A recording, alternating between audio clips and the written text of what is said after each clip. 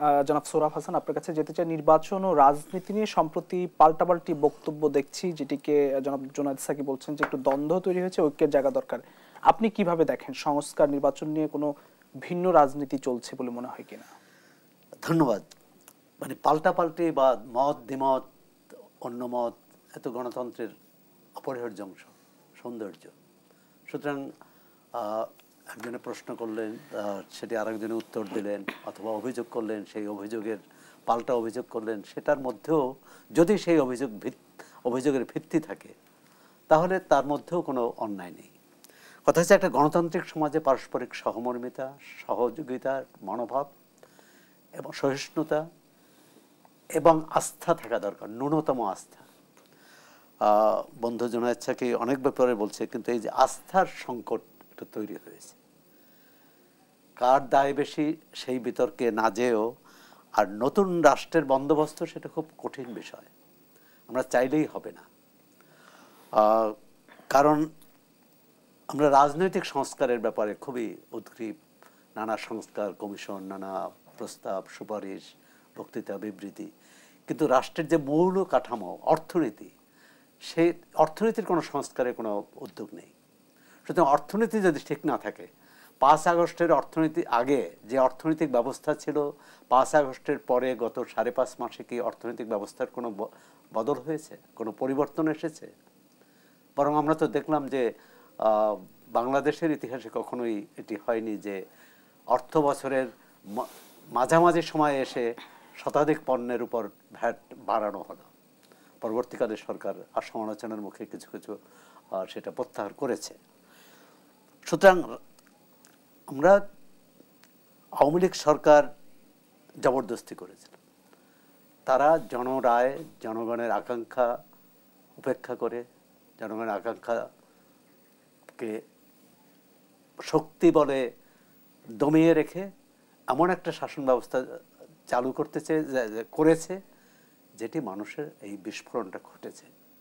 এটি আমিও জুনায়েদ সাকির মতো একমত যে এটি 36 দিনের আন্দোলন নয়, এটি 15 বছরের আন্দোলন, আরও যদি বলি তারও আগের। তা বাংলাদেশে আসলে যারাই ক্ষমতায় এসেছেন এ পর্যন্ত, কেউ নিজেকে গণতান্ত্রিক হিসেবে প্রমাণ করতে পারেনি। অন্তর্বর্তী সরকারের জন্য একটা বড় পরীক্ষা ছিল। পরীক্ষা এখনো শেষ হয়নি, যে তারা তাদেরকে নিরপেক্ষভাবেই কিন্তু কাজটি করতে হবে। এখন যদি বলি যে আন্দোলনের যারা বিজয়ী শক্তি, ছাত্র নেতারা আছেন, রাজনৈতিক দল আছে, শ্রেণী পেশার মানুষ আছেন, খেটে খাওয়া মানুষ সবচেয়ে বেশি মারা গেছে এই আন্দোলনে এককভাবে গরিব মানুষ, খেটে খাওয়া মানুষ।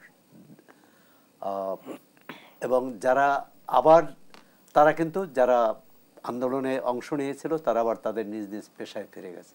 যে রিক্সা চালাতেন তিনি আবার রিক্সা চালাতেই ফিরে গেছেন, যিনি অটো চালাতেন, যিনি হকারি করতেন তার নিজ নিজ পেশায় চলে গেছে।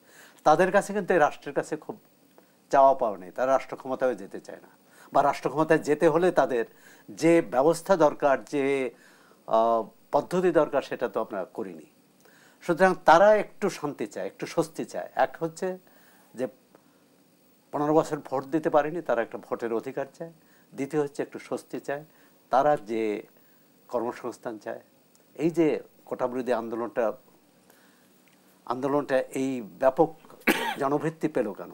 পেল হচ্ছে যে এটি মানুষের যে চাকরি নেই, কর্মসংস্থান নেই, সে কর্মসংস্থান যেটুকু আছে সেটাও কোটার মধ্য দিয়ে দলীয় লোকদের অথবা তাদের আস্থাভাজন লোকদের দেয়ার একটা সুযোগ ছিল, মানে দিয়েছে, সুযোগ না শুধু। তার বিরুদ্ধে সাধারণ শিক্ষার্থীরা প্রথমে রাস্তায় নামে, পরবর্তীকালে সেটি 9 দফার আন্দোলন 1 দফায় পরিণত হয়। সুতরাং আমরা সেই সবার, যারা জুনায়েদ সাকি বলেছেন যে সর্বশ্রেণীর মানুষের সবার অংশগ্রহণ ছিল, সেই অন্তর্বর্তী সরকার বলি, রাজনৈতিক নেতৃত্ব বলি বা ছাত্র নেতারা বলি, সেই সবার কথা ভাবছেন কিনা, কতটা ভাবছেন? এই যে পাল্টাপাল্টি বক্তৃতা, বিবৃতি, এটি গণতান্ত্রিক সমাজে থাকবেই, এবং প্রশ্ন তো করতেই হবে। যারা ক্ষমতায় আছে, বিশেষ করে অন্তর্বর্তী সরকার, তাদের প্রশ্ন করতে হবে, সে প্রশ্নের উত্তরও আসতে হবে। এখন পর্যন্ত প্রধান উপদেষ্টা দাভোসে যা বলেছেন, ঢাকায় তাই বলেছেন।